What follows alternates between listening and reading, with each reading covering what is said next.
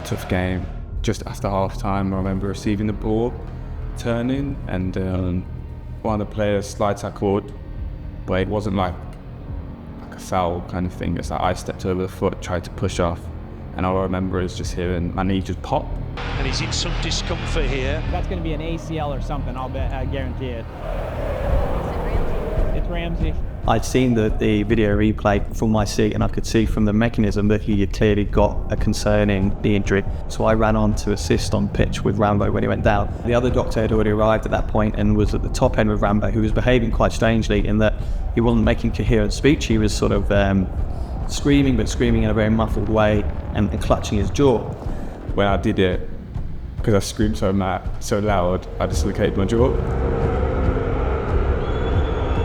I remember lying on my back and just seeing like raindrops just dropping, and that, just knowing that I've done something bad. You don't twist in that position and then fall in that degree of pain without really it being a very high concern for him doing his ACL. My knee was just painful, and went straight to the hospital. And you know the gas in there, the tank, I used all of it. It's that painful, I used all of it.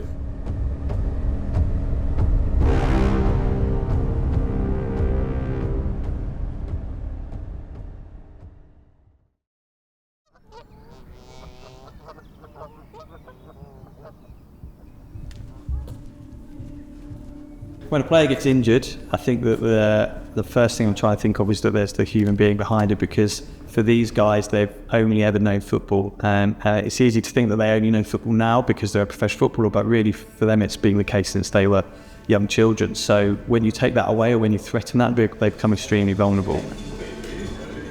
The biggest thing is that you lose a sense of your identity, because your whole purpose is to be a footballer. You spend your whole childhood dreaming of being this footballer. And then in one moment it's taken away from you, and especially the first time it's a big injury, it's hugely devastating psychologically. It's easy to be forgotten about when you're not on the football pitch, and it's tough for us being guys that are injured. They're not playing football. Like, you are coming in to do stuff that gets you back to football, like you're doing gym, but that's not football. It's different when you cross the white line. So like confidence, you just feel like, I felt like I lost the purpose of what I was doing and just living. Been out for, in total, I would say like 13 months maybe. Yeah, the mental battle is you know, you're with other people that are injured as well, but you all go through, you know, your individual battles, but it's hard not to take it home. So obviously when I was going through my injury, I had Jordan Bayer. Jordan had a knee problem, so we had different injuries but could kind of relate, so that was good. But then also I had Nathan Redmond. Everyone says that my dad now, and he is, because I had him beside me the whole time of my rehab, and he's been so helpful for me. He got me through so many days, so many bike sessions together, and I do look at him as like dad at the training ground. Funny enough, he'll say it as well. There's been a few times where, you know, in dark days we're on the bike and he doesn't want to do it and he's had to get off the bike. You know, maybe it's you from the gym, or it's myself had to go and dress her and drag him back out to get back on the bike. But it's just about dragging him through. Sometimes he, you know, whether he knows it or not, he's dragged me through the process as well. I'm gonna have to deal with pain now. Show you all the tricks. Yeah. Who really did a new one he's never done before? Why are you putting your finger up there? If all physios wrote a book, I think they'd all be best-selling. Know what happens in physio rooms. Without realising it, they're also really close confidant. I think it's always a bit of a hub in a football environment. It's where, you know, the banter happens, it's where the serious talks happen, it's where, you know, in some cases tears happen.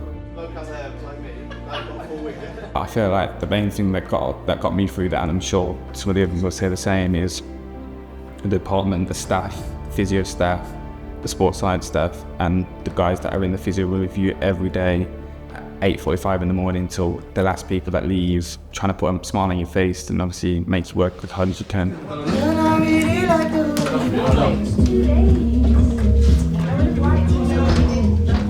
safe flights.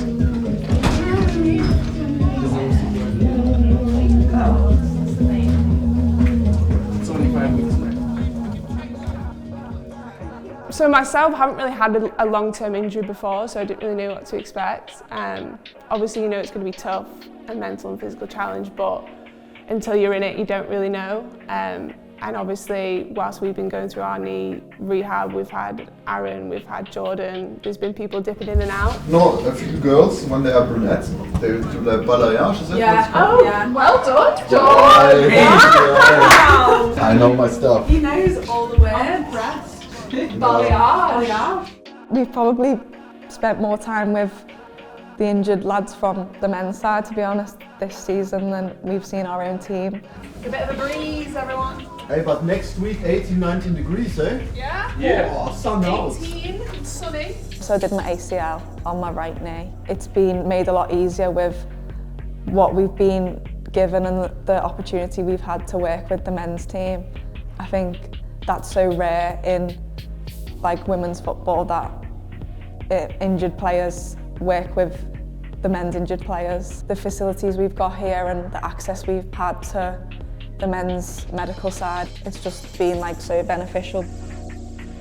I guess you just kind of support each other. You can kind of tell when someone's having a bit of a rough day and try and pick them up a bit. It's never a straight up scale with an injury. You're going up and down the whole time.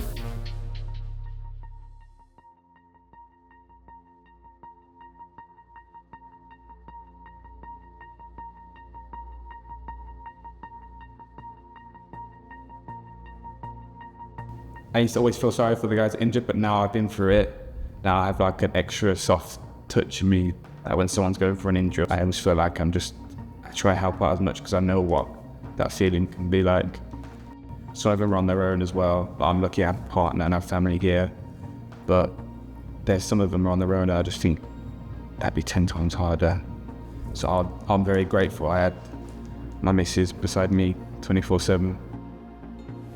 Yeah, do you remember the first few nights after surgery? Do you remember? I always remember that first night waking you up at 3 o'clock. I was so tired. He was at the hospital for hours, wasn't we? Yeah. And I was like, yes, get me to bed. And then I just felt you poking me, being like, I need to go to the toilet. And I was like, no, please. The thing is, I was lying there for 5 minutes. Yeah, debating whether to. Yeah, fall back asleep, but I couldn't. I was like, great. Yeah. Your down days, though, were very, very dark. Yeah.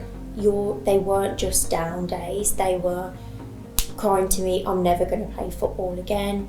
What am I going to do? Like, what job can I get after football? And it really did break my heart, because I thought, this boy loves football so much, and he's telling me that he's never going to play again. But thank God that you're so strong. I feel like I've become a lot stronger. 100%. And we both don't get through that without being strong. Exactly. So you definitely come out stronger. Yeah, we had each other. That's what was important. That's the main thing. When you're so close to the end, and I'll finally get to watch you back on that pitch after Back so at Turf long. Moor. It'd be weird, wouldn't it? It'll be really weird, but I will be an emotional wreck that first game back. Worse than me. I'll be sobbing. I'll be laughing. I'll be crying. I'll be screaming. Everything. I am really excited for you. Dan, what time going up?